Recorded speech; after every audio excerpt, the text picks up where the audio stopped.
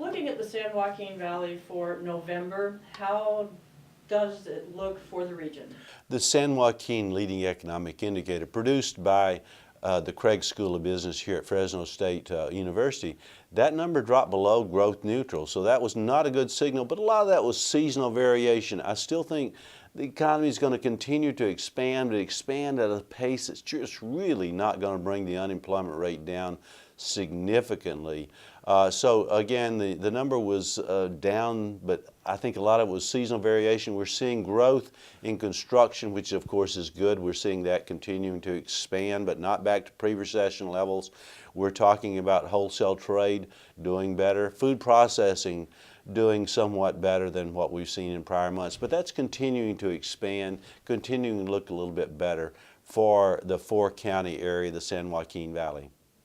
What about employment for the region? How does that look? Employment numbers were a bit better, and that, of course that's good. Above growth neutral, indicating that businesses in the four-county area, again the San Joaquin Valley, the Central Valley, was up above growth neutral, and we're seeing growth, but growth is still below 1%. The unemployment rate, of course, is down about 3% from a year ago levels. Unfortunately, we've got about 6,000 individuals who've left the labor market. So the labor market for the San Joaquin Valley remains weak, but it is improving, and improving but at a snail's pace. We ask about wage growth for this next year, about 1.2%, and of course even that's below the rate of inflation. So the labor market, while it's getting a little stronger, it's just still not back to pre-recession levels. What about the lack of a farm bill? Does this really impact this region? Not as much as some other areas of the country, but it is important. Of course, agriculture is very important for this part of the country, and of course immigration reform as well, and we're not seeing much movement on either one out of Congress and out of the administration. So that's certainly an important issue for the region going forward. And but you know, confidence was down. Just not seeing much economic confidence among the businesses out there. Even with that, though, again, hiring was up for the month. When you put it all together, holiday buying for the four-county area is likely to be up 3 to 4%. Now that's above the rate of inflation, of course, but we'd like to see 5 to 6 to 7% growth to say it was a very good Christmas or holiday buying season. So it's going to be an okay buying season. I know I'm sounding like a broken record here.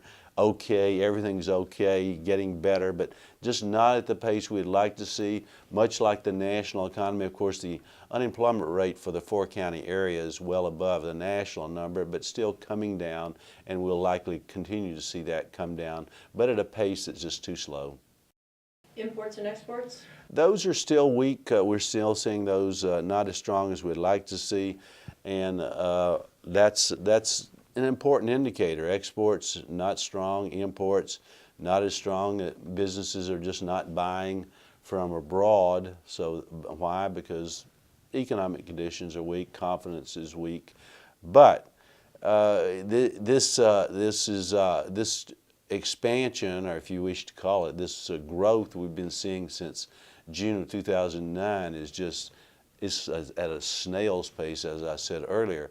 We need to see a little more run there, a little more like a thoroughbred horse. It's not a thoroughbred horse, it's a snail right now, and of course that's not good.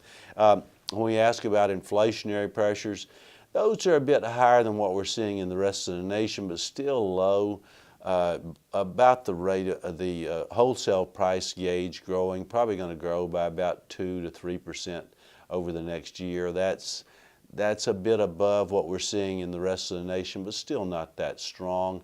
The Fed, the Federal Reserve, is likely to continue their bond buying program into the first quarter of 2014. Now they meet on December the 17th and 18th. The interest rate setting committee, the open market committee, they meet the 17th and 18th. I don't think there's going to be no real earth-shattering news coming out of that meeting. What they're going to do is continue the bond buying program, $85 billion a month of bond buying. What that's done, of course, is put asset bubbles out there. So investors need to be a little leery out there. We're seeing housing prices back to growing at unsustainable pace, and at an unsustainable pace in my judgment, 12% year over year. That's a bit too much. I'd like to see that cool off, not into negative territory, but not 12%.